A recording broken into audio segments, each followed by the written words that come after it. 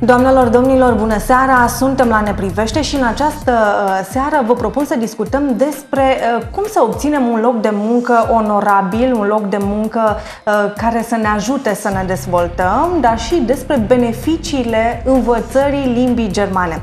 Iar pentru asta, alături de mine în platou se află doamna Banuc Suzana. Bună seara! Bun venit la noi! Bună seara, bine v-am găsit! Trebuie să le spun celor de acasă, ei vor vedea de-a lungul acestei emisiuni pe burtieră că administrez un centru de formare profesională și de învățare a limbii germane la doar 30 și un pic de ani. Da.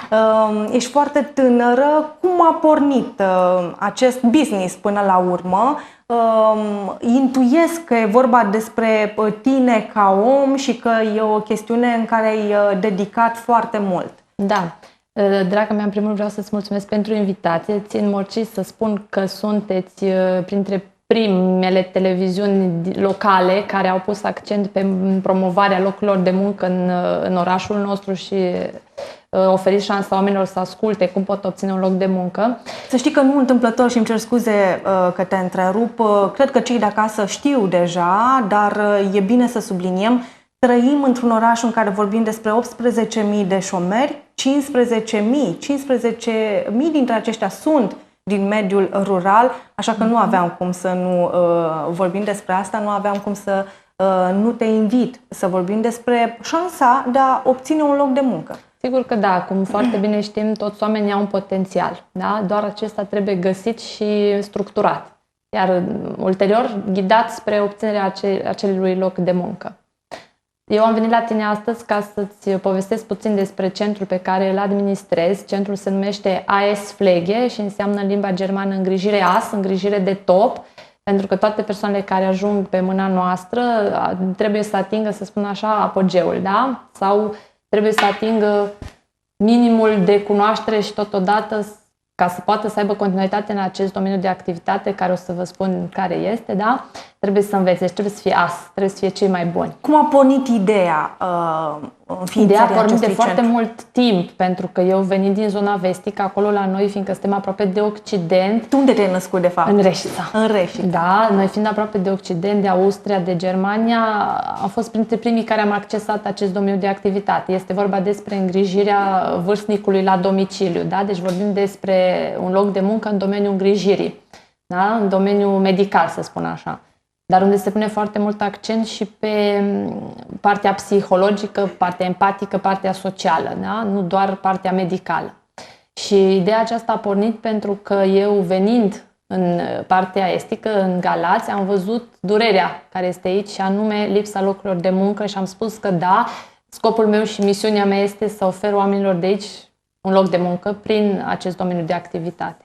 Dincolo de lipsa locurilor de muncă în zona aceasta estică, cumva cred că e și o problemă de mentalitate. Mi-a plăcut foarte mult modul în care ai subliniat că e vorba despre un job în care pregătirea medicală este importantă. Cumva la noi în partea asta, atunci când se aude despre un job în domeniul îngrijirii persoanelor vârstnice, se gândesc doar că se vor ocupa să, nu știu, să-i ducă la plimbare, să le gătească câte ceva, poate să stea de vorbă, dar e foarte importantă pregătirea aceasta medicală, pe care ei o obțin cum? Venind la acest centru aici? Păi tot este foarte bine structurat, se pornește de la 0-0, să spun așa, și anume, când s-a pornit acest proiect sau când eu am construit acest proiect, eu l-am gândit foarte, foarte bine ca persoana care accesează acest domeniu de activitate să ocupe prin cunoștințele acumulate la noi tot ce ține de acest domeniu. De unde eu știu atâtea? Pentru că vreau să-ți spun, făcând lucrul ăsta de 8 ani de zile, am trecut prin absolut toate, fiind eu îngrijitoare. Deci eu am pornit de jos. Deci întâi și întâi... Exact. Am simțit pe propria piele ce înseamnă acest domeniu de activitate. Am simțit ce înseamnă să am în grijă un bătrân, să văd că acel bătrân, în neputința lui fizică, da, și din punct de vedere al bolii care a avut-o, a pus încrederea lui toată în mâinile mele, deci am văzut că are nevoie de calitatea mea și calitatea muncii mele. Asta însemnând că a trebuit să mă documentez foarte bine, să știu ce înseamnă boala lui, să știu cum se manifestă, să știu cum pot să-l ajut. Ai știut despre boala acelui om înainte de a pleca? Da, exact cum spuneam, totul este foarte bine structurat. Deci oamenii noștri, ca să înțeleagă telespectatorii noștri, pornesc de la zero. Nu au nevoie de absolut nicio școală decât clasele elementare, cele 8, să spun așa, da? Vin la noi în centru, noi îi formăm. Cum? Învățând meseria de îngrijitor bătrân alături de psihologul centrului și paralel învățând limba germană. Acum poate vine întrebarea de ce limba germană și nu o altă limbă străină.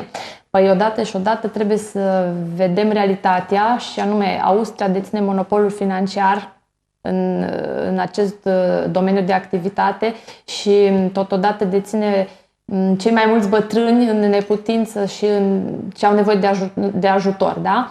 Și atunci multe lume care vine la mine în centru zice, da, de ce nu aveți pe Italia, de ce nu aveți pe Germania? Pentru că eu țin cont de mai mulți factori când ghidez un om spre această meserie. 1.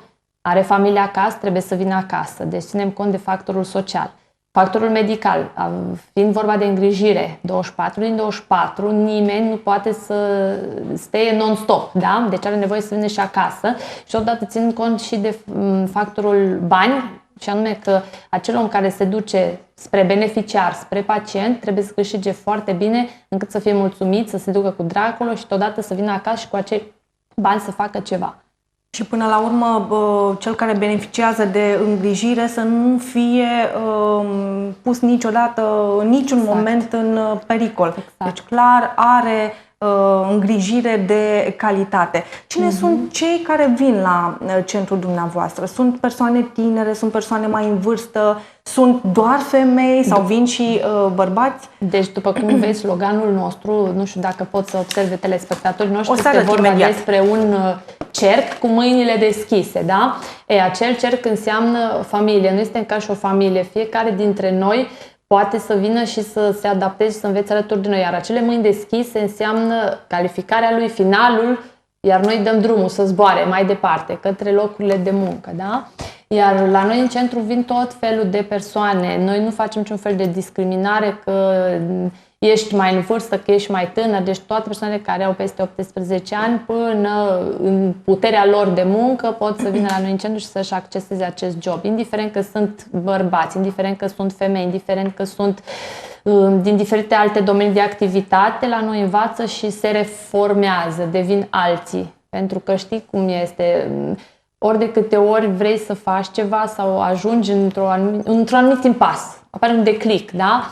Nu mai știi pe ce cale să o iei. Nu mai ești mulțumit de jobul pe care îl ai, banii nu sunt suficienți, vrei să te dezvolți, poate n-ai călătorit niciodată într-o țară străină și iată, germana este o limbă internațională, este foarte răspândită în Uniunea Europeană, poate fi un as în mânecă, nu Sigur doar în acest domeniu al îngrijirii bolnavilor. Da. Aici este o punte de plecare. Acest domeniu sau această área pe care eu am creat-o, pentru că vreau să vă spun că acest centru este creația mea și este Avem tot câteva ce am imagini, făcut să eu. ne spui dacă sunt din cadrul Din centru, centrului. sigur că da, acolo este o parte din cei 440 de cursanți ai mei care activează în acest job, da, unde lucrează foarte intens la limba germană, pentru că alături de mine învață și limba germană, da, și de formatorii noștri. Unde vezi acolo seminarul Ea Femeia, este vorba de la Marta Bențe, da, este vorba de seminarul unde Marta mi-a oferit ocazia să promoveze aceste meserii, pentru că Marta, fiind un om extraordinar, a înțeles că în orașul nostru este nevoie de așa ceva. Din acest seminar vreau să vă spun că au și venit vreo 10 doamne de s-au înscris. Aici ce observați este o ofertă pe care noi o punem la dispoziție clientului în momentul în care vine și se înscrie la noi în curs. Deci, practic, este ca un cerc, da? Vii de la zero, te formezi, înveți, te califici și apoi finalizezi acest proiect prin obținerea locului de muncă. Cât durează pregătirea, calificarea? 2 luni și 2 săptămâni. Asta înseamnă 10 săptămâni în total, pentru că este suficient ca fiecare persoană să ajungă la apogeul de învățare minimală, bazică, de limbă germană, încât să se descurce, să poată ajuta beneficiarul și pe el însuși. Și din punct de vedere practic, ei nu doar învață teorie pe partea medicală, da? Ce ține de îngrijirea vârstnicului, ce fac și practică. Noi lucrăm cu centrul de adulți cu probleme psihice grave din micro 19, în spatele a 2 Cocoși, unde doamna Crina Avram, directorul de acolo, a înțeles de asemenea foarte bine proiectul și ne-a pus la dispoziție, să spun așa, copiii ei, da? Și fetele mele fac practică în acel Ceea ce mi se pare foarte important, pentru că poți ajunge să îngrijești un bolnav cu o anumită boală, însă boala, știm cu toții, are mai tot timpul manifestări și complicații. Exact, și la fiecare este altfel, se manifestă altfel. Pentru că și noi suntem unici până la urmă. Te întrebam cam ce vârstă au cei care apelează la cursurile acestui centru, la acest tip de calificare, deloc întâmplător. Deci avem fete și de 18 ani, avem persoane, cea mai în vârstă cursanta noastră este de 63 de ani. Sunt oameni care reușesc să se adapteze, Alături de mine toată lumea se adaptează, deci nu există să nu te adaptezi, există doar să nu vrei. Cei care nu vor, nu ajung la ceea ce își propun, pentru că nu vor, își pun singuri o barieră. Dar cei care vor, se lasă conduși de noi și nu conduși în sensul rău, ci ghidați, da? De noi ajung la satisfacere și financiară, și sufletească, și familială, și din toate punctele de vedere. Deci eu văd evoluția femeilor în decursul a 2 ani de când am eu centru. Evoluția femeilor este fantastică, este extraordinar. Te întrebam de vârstă pentru că cei mai mulți șomeri provin din segmentul de vârstă 40-49 de ani și sunt undeva la 5.000. Aceștia sunt înscriși în baza Agenției Județene de Ocupare a Forței de Muncă, deci despre ei știm sigur. De ceilalți, Dumnezeu cu mila, nu știm câți o fi. Vreau să spun că acești șomeri de care îmi spui tu, eu știu foarte bine numărul lor și nu este numai pe Galați, cam general în țara noastră, însă vreau să spun că cei care au accesat printre primii acest domeniu de activitate au fost femeile de la țară. Deci au avut curajul, cele de la țară, să vină în față și să spună eu vreau. Vreau să spun că în centrul nostru Schela, comuna Schela, este printre primele și este o comună de unde noi avem foarte multe persoane. Totodată, aici, luna viitoare, vom desfășura alături de Petrom Schela, prin cercul Schela și cu ajutorul primăriei, vom desfășura cursuri locale pentru acest domeniu de activitate cu un procent de 20-30 de persoane. Pentru că primarul de acolo a înțeles și a văzut exact ce se întâmplă. Femeile vin cu bani, investesc în sat, se dezvoltă, își cumpără pământuri, își cumpără case și automat primarul susține această idee. Este clar. O chestiune de win-win și atunci n-ai cum să nu susții un asemenea Același lucru se întâmplă la noi în zonă, pentru că la noi în zonă, în partea vestică, fiecare se ajută pe fiecare, din cauza aia și partea noastră crește. Dezvoltarea și este exact mult mai vizibilă decât în această zonă. Cumva pare că autoritățile nu întind nicio mână de ajutor sau, mă rog, nu sunt atât de concentrați, atât cât ar trebui pe acest segment. Pentru că în partea aceasta ce am observat eu de când stau aici de aproape 9 ani de zile, este faptul că accesul la informație este foarte limitat. Deci oamenii nu au acces la informație și totodată le este frică. Le este teamă pentru că foarte multe firme s-au ocupat de recrutare, plasare, forțe de muncă în zona Italiei. Știm cu toții cazurile ce au fost prezentate la televizor cu femei care au ajuns în altă parte decât acolo unde ar fi trebuit. Mulți dintre cei care sunt interesați cred că ar fi bine să deschidă bine ochii și să ciulească urechile și să înțeleagă că nu poți ajunge să te ocupi de îngrijirea bolnavilor fără o calificare exact. La bază. Nu e treabă serioasă dacă cineva nu te pregătește temeinic, altfel riști să ajungi în alte locuri și poate de aici și teama lor. Teama este de necunoscut, pentru că automat dacă nu știi ceva anume, te temi, dar eu gândesc puțin altfel. Atâta timp cât nu știu, nu am cum să mă tem, trebuie să aflu întâi.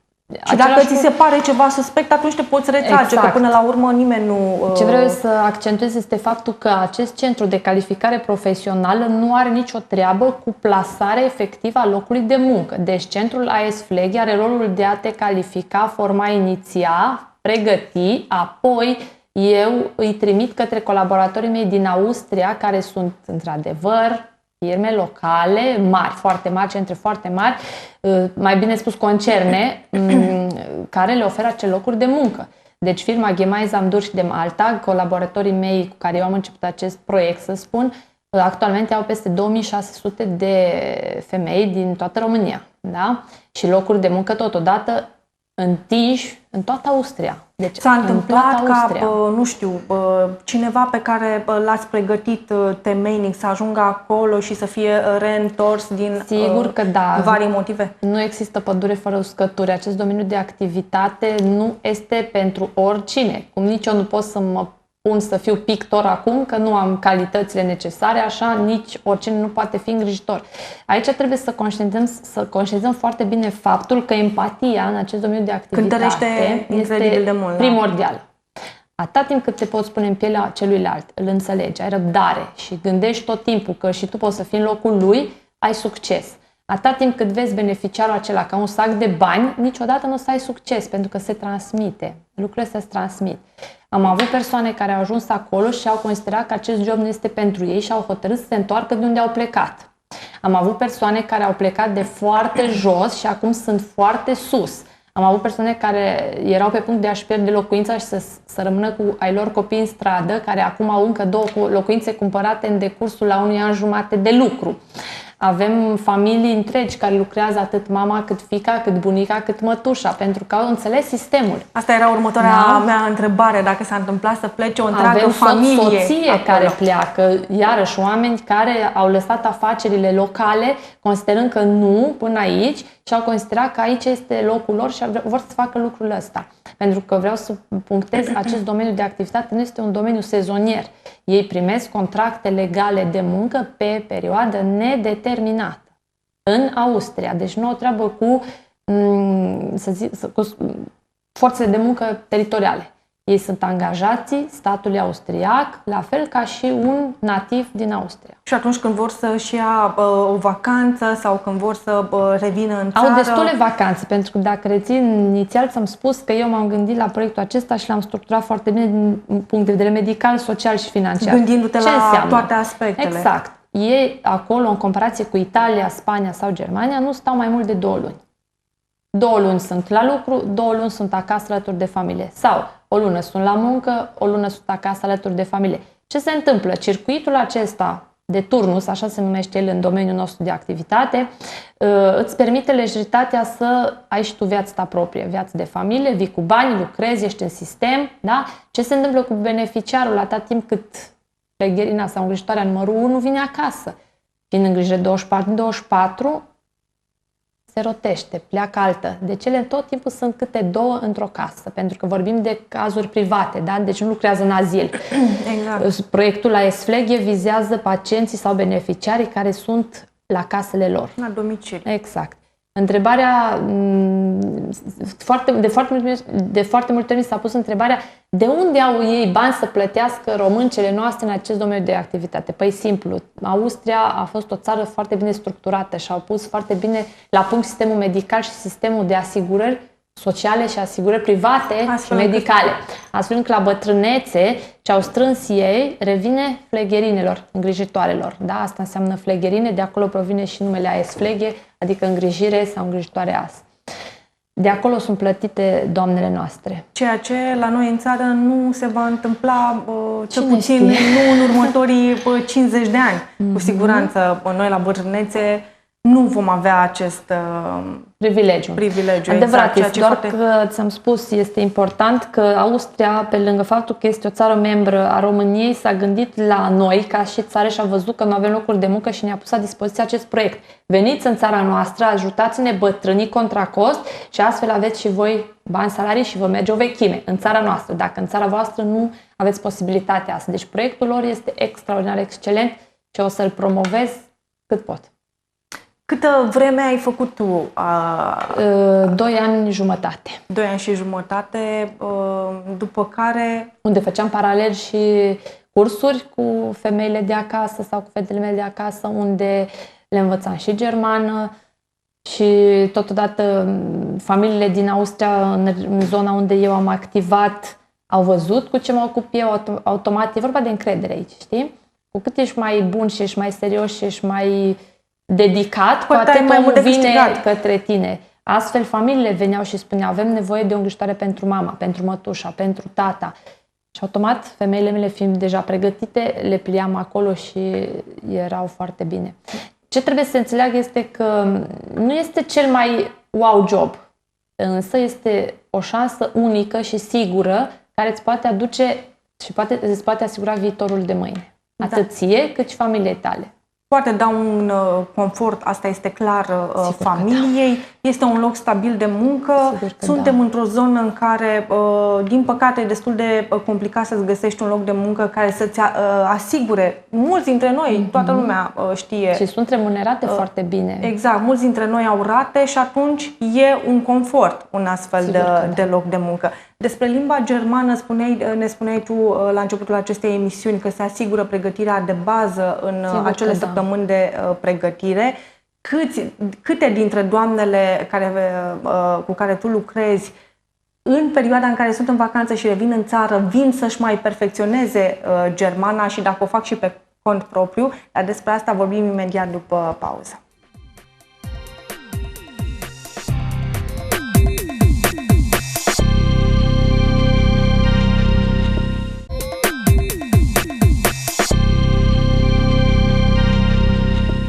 Doamnelor, domnilor, am revenit, suntem la Ne Privește. Vă spuneam la început de emisiune că vorbim în această seară despre oportunitatea obținerii unui loc de muncă absolut onorabil, foarte bine plătit. Foarte bine spun asta gândindu-mă la salariile care sunt în zona aceasta a țării, iar invitata mea este Banucă Suzana. Vorbeam înainte de pauză despre doamnele care se pregătesc, da? În acele săptămâni de care tu ne povesteai, au suficiente informații cât să se descurce în limba germană, dar mă gândesc că e foarte important ca ele totuși să se perfecționeze în timp. Revin la centru în perioadele de vacanță? Sigur că da, noi ținem mereu contact. Și contact cu doamnele care sunt plecate de aproape 2 ani. Nu există așa ceva, pentru că ele au serviciul asigurat cât și transport, cât și loc de muncă, cât și acte, cât tot. Deci ele se duc cu noi pentru că nu pleacă singure, deci pleacă cu transportul AS Fleghe, ajung la casă, rămân la muncă. În momentul în care trebuie să se întoarcă, transportul AS Fleghe s-a dus după ele și le aduce acasă la Galați. Deci le sunt tot timpul acoperite, să spun așa. Nu sunt niciodată, nu știu, în afara plasei de siguranță. Nu. Au tot timpul... Oricând și la orice oră sunt susținute de noi, cele care aparțin centrului, atât de noi ca și centrul local din România, cât și de cei din Austria. Să spunem, se întâmplă situații, apar probleme, da? Apare orice problemă de orice natură, atât din partea lor, cât și din partea beneficiarului. Se anunță, se găsesc soluții, se trimite persoană locuitoare până când aceasta își rezolvă problemele și totodată e foarte important să vă spun că proiectul AS Fleghe pe Austria oferă tuturor doamnelor noastre care au contracte legale de muncă alocație de stat per fiecare copil pe care l-au acasă. Deci ele primesc alături de salariul lor 160 de euro lunar pentru fiecare copil. Dacă are 2 copii, dacă are 3 copii, 160 ori 3. Dacă există copil în universitate, până la vârsta de 25 de ani, primește 220 de euro. Iată, pentru a-l susține la studii, ceea ce mi se pare absolut Avem doamne care lucrează de 15 ani cu noi.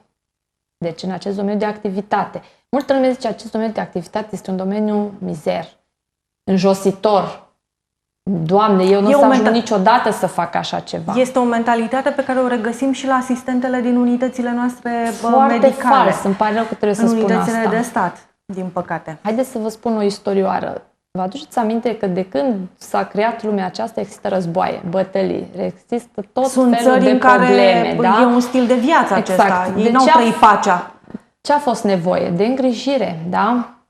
Deci acest job este Fie că face, fie că e război, avem nevoie de îngrijire, corect. Arhiplin sau acoperă o arie foarte mare de dezvoltare sau o plajă foarte mare de dezvoltare și totodată nu moare. Deci jobul acesta nu are finit. Exact. Da? Și totodată v-am spus, poate să-i se întâmple oricărui membru din familia noastră sau unui apropiat de al nostru ceva și va necesita această îngrijire. Deci acest job nu este un job oarecare și trebuie văzut ca fiind un job josnic. Dumnezeule, dar sunt tineri și sunt în România tineri care fac voluntariat în spitalele din România, iar asta nu numai că îi dezvoltă foarte tare, dar le asigură o carte de vizită. Cântărește la CV. Enorm.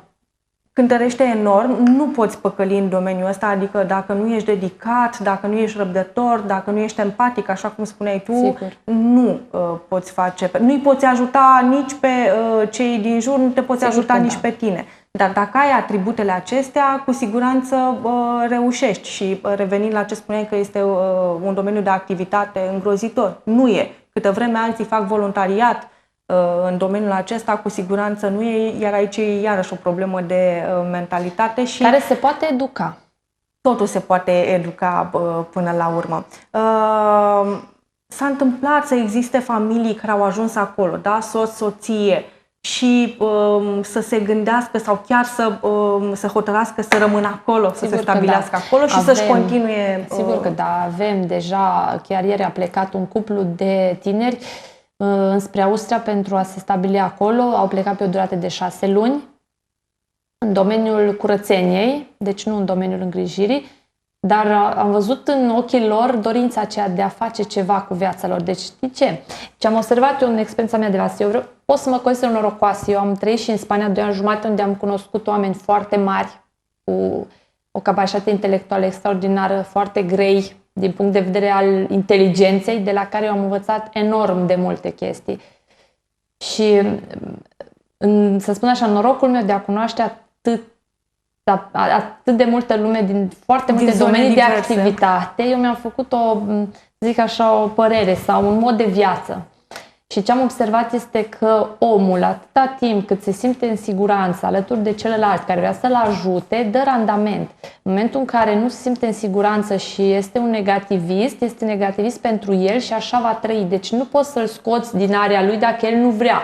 Tu poți să-i faci orice, să-i oferi orice. Dacă el nu vrea, nu ai cum. Iar îngrijitoarele noastre, succesul lor este în momentul în care ajung acolo și au liberul arbitru de a acționa. Eu ca și mentor, ca manager, ca și administrator al centrului, am rolul de a sta în spatele ei, să o modelez ca pe o plastelină, să o învăț, să-i creez un statut în acest domeniu de activitate și apoi să o trimit la muncă. Însă, ea când ajunge acolo, este doar ea. Depinde de ea. Cum se știe prezenta, cum se știe vinde, așa va fi cumpărată. Aici nu mă refer, poate sunt cuvinte grele ce am spus, a se ști vinde, a te limba cumpăra. română, exact, păcate, dar nu, a te ști vinde, joacă. mă refer la atitudine, empatie, calitatea muncii, seriozitate, respect, un zâmbet cald, da? Până la urmă, și lucruri oamenii pe care vrem să le primim și noi, fie că suntem bolnavi sau nu, de la cei din jurul nostru. Și atunci, familiile, văzând că tu ești dedicat mamei, tatălui, beneficiarului legal, de ce natură este el, ei te remunerează pentru lucrurile astea. Ești răsplătit. Și totodată trebuie să ținem cont și de faptul că nu știm ce se întâmplă în țara noastră și oricând și la orice oră acolo avem o ușă deschisă. Da, exact. E plasa aceea de siguranță de care familiile respective se atașează foarte mult de îngrijitoarele noastre pentru că sunt mâna lor dreaptă. Beneficiarii au nevoie de ele. Deci dacă ele nu sunt acolo, ei sunt singuri. De ce? Mi s-a pus întrebarea de ce nu se duc austriecii să facă acest lucru și de ce vin româncele să facă acest lucru? De ce nu iau din țara lor femei care să facă acest lucru? Și vă pot spune foarte simplu de ce. 1. Austria are locuri de muncă pentru oamenii lor. În acest domeniu de activitate, ca să stai cu un pacient 24 din 24, este oarecum greu pentru ei, pentru că au de unde alege. Și atunci țara lor a pus la dispoziție țării noastre posibilitatea aceasta. Ok, ai noștri nu vor, pentru că avem unde, să vină ai voștri, pentru că ai voștri nu au unde. Și le-a oferit o șansă. Este o șansă pe care foarte puțin o înțeleg, să știți. Foarte, foarte puțin dintre români o înțeleg, pentru că mulți zic, e greu, nu. E greu, asta e foarte clar. Eu vă spun sincer, eu am simțit pe propria piele ce înseamnă lucrul ăsta și nu e greu. Tu cum îți faci jobul, cum îți faci planul, așa lucrezi. Pentru că el, beneficiarul, se mulează după tine. Deci dacă ești o persoană organizată... Bineînțeles, structurată. Deci foarte important este planul, planningul, structura. E foarte important. Dar asta programul. Și asta se învață la curs, sigur că da. Cei care, nu știu, poate sunt un pic mai dezorganizați, dar reușesc să obțină această calificare și sunt serioși, în timp se pot organiza astfel încât... Spuneam că este greu, mi se pare greu faptul că e, sau mai degrabă spus, solicitant, da? E nevoie de atenția ta, de grija ta, de mânarea ta. Nu poți chiuli, nu poți păcăli pe segmentele acestea. În sensul ăsta este greu. Sigur deci dacă ești o persoană care îi place să trișeze, nu prea ai cum Nu ai succes.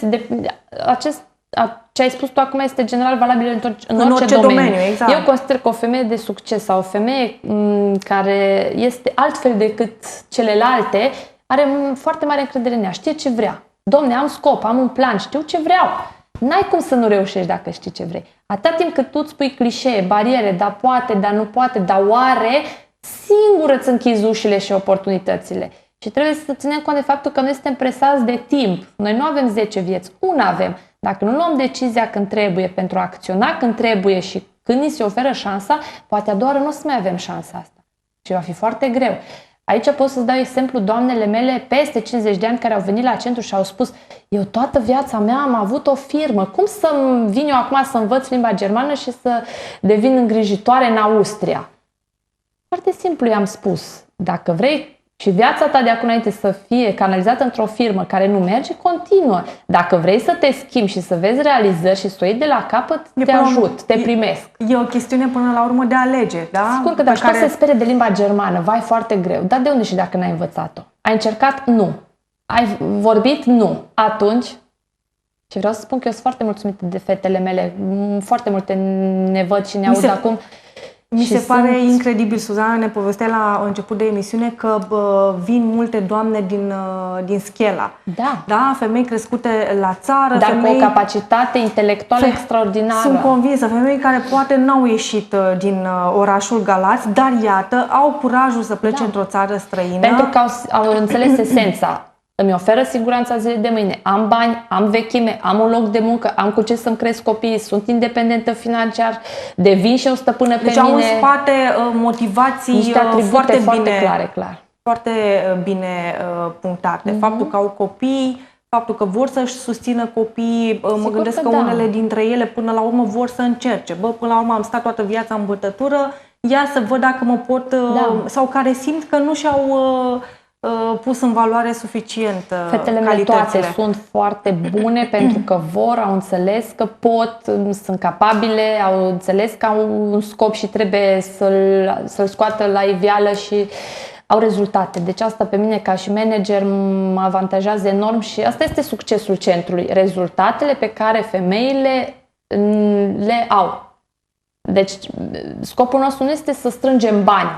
Nu. Scopul centrului este ca dezvoltarea socială, da? Sau am zonei unde acționăm pe grupul țintă să aibă rezultate. Ele, având aceste rezultate, automat, centrul este un centru care până la urmă e vorba și despre munca voastră. În această măsură. Este un business, dar rezultatul sau împlinirea sau, să zic așa, finalul este evoluția lor. Pentru că degeaba noi avem femei calificate care nu au randament. Degeaba avem cantitate de cursanți dacă ele nu au randament pe plan financiar, da? Sau pe plan lucrativ. Câte centre de calificare nu cunoști tu în orașul nostru? Foarte multe, da? Și în împrejurul Galațiului, Tulcea, Focșani sau mai știu eu ce. Dar unde este finalul? Întrebarea vine. Da. Ok, eu îți ofer acea diplomă, îți ofer, îți strâng mâna, bravo, dar finalul? Da, toate se opresc la anularea unei hârtii. Exact. Nu este suficient. Ca să duci un proiect până la bun sfârșit, trebuie să ai un final, un rezultat. Și rezultatul se vede, e rodul muncii tale cu grupul țintă. Câți oameni numără echipa pe care o ai? 440 de doamne active, actualmente în curs sunt vreo 30 și ceva. Aici vorbim de persoane din Galați și împrejurimi, Tulcea, Focșani, suntem extinși chiar și pe Reghin, Sânge George, Băi, Cluj, Craiova, Sibiu, Caransebeș, Timișoara, deci sunt foarte multe. Este o diferență din experiența ta de atâția ani între doamnele provenite din mediul rural și cele... Da, cele din mediul rural au mai multă voință. Sunt mai ambițioase. Sigur Faptul că traiul lor le-a fost mai greu, le mână... Conștientizează și prețuiesc mai bine banul.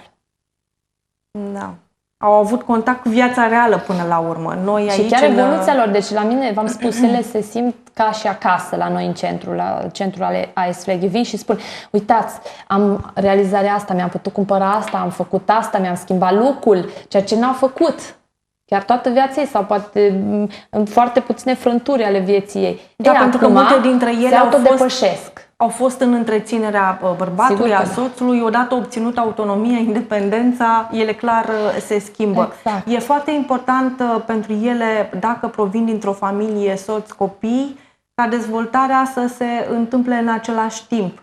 Dacă mă gândesc, dacă soția evoluează, iar soțul stă pe loc, mă gândesc că ceva se schimbă. Se poate întâmpla, depinde de fiecare familiei. familie în parte, însă eu dau un sfat, să zic așa. În momentul în care vezi că aproapele tău face ceva pentru familie, susține-l, nu-i da în cap. Pentru că face pentru familie. Da? Și atunci familia respectivă trebuie să aibă o evoluție, nu să stagneze sau să regreseze. De aceea eu am creat și proiectul Kinderwelt, clubul de copii de limbă germană, pentru că alături de copii învață și părinții. Alături de părinți învață și copiii. Și automat se dezvoltă proiectul acesta și pe ramura familială, adică copil, frate, tată, mamă și așa mai departe. Mi se pare incredibil. Despre ce categorie de vârstă vorbim la copii? 7-14 ani, pentru că este categoria de vârstă unde se absorbe foarte bine informația, ținând cont de conversația în limbă germană. Chiar și copiii mici pot învăța lucrul ăsta, dar văd oarecum altfel trecerea aceasta de la limba română la limba germană, dacă nu au părinți nativi sau nu au în familie, să spun așa, două limbi paralele.